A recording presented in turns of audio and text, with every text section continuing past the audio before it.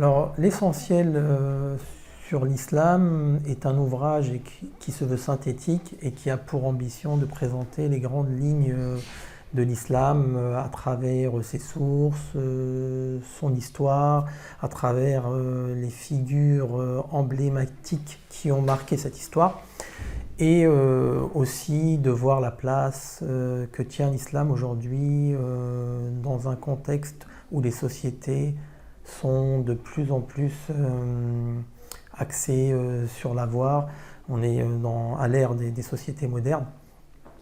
Et donc l'idée c'était de présenter tout d'abord une vision de l'islam qui est fondée sur des valeurs. Très souvent on présente l'islam à travers le droit, à travers le dogme, alors que l'islam est avant tout une religion de paix, une religion d'amour, une religion qui est fondée sur la fraternité.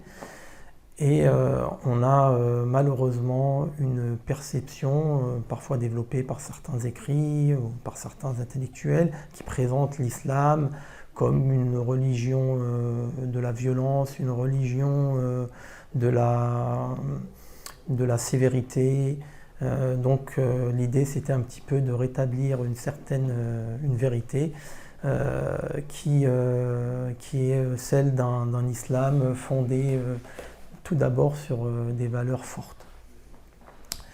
Donc on a au fil de l'histoire de l'islam un modèle qui s'est transmis, et ce modèle il est fondé tout d'abord sur celui du prophète de l'islam qui a reçu la révélation donc au 6e siècle de l'ère chrétienne.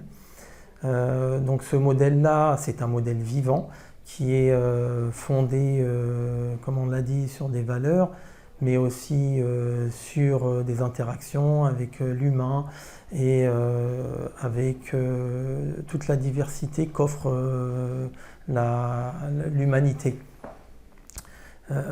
L'enseignement qu'a transmis le prophète à travers son modèle, c'est celui qui est imprégné, qui imprègne le Coran.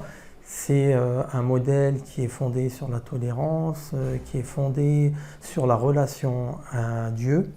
Et cette relation-là, c'est une relation transcendantale, spirituelle, qui est fondamentale, puisqu'elle guide les pas du croyant vers un cheminement éternel, voilà, qui se perpétue après la mort de l'individu sur Terre.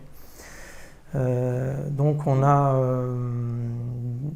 les textes, ou plutôt les sources de l'islam, sont multiples, mais les principales sont le Coran et la Sunna, donc le modèle du prophète, qui sont deux sources célestes qui guident la compréhension et la vision que l'on doit avoir de l'islam. Cette vision, donc, c'est une vision fondée sur la facilité. وَمَا جَعَلْنَا عَلَيْكُمْ فِي الدِّينِ مِنْ حَرَجٍ.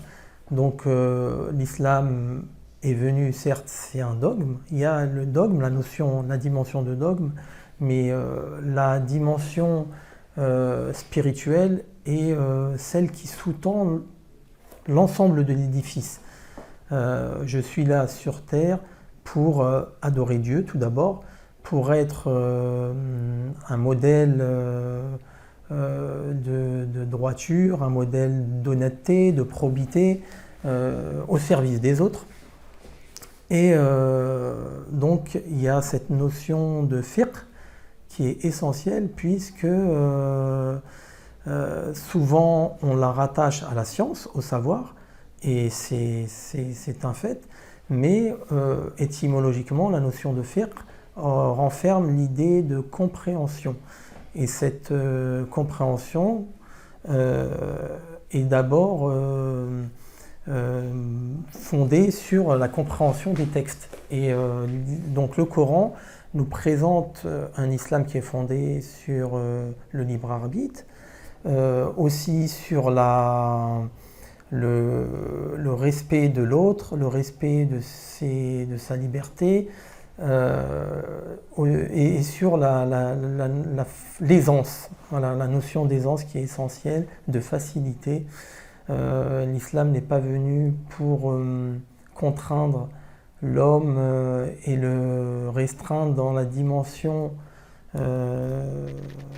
dogmatique de la pratique rituelle, mais ce qui a le plus de valeur auprès de Dieu, ce que nous enseignent les textes de l'islam, c'est tout d'abord ce qui émane du cœur. L'intention, à commencer par donc, ce qui est le fondement de toute œuvre, donc cette intention qui doit être le prolongement de la fitra, c'est-à-dire la prime nature, qui est ce qui définit l'ADN de l'humain, qui est un souffle de Dieu, et donc qui a une nature quelque part qui est céleste.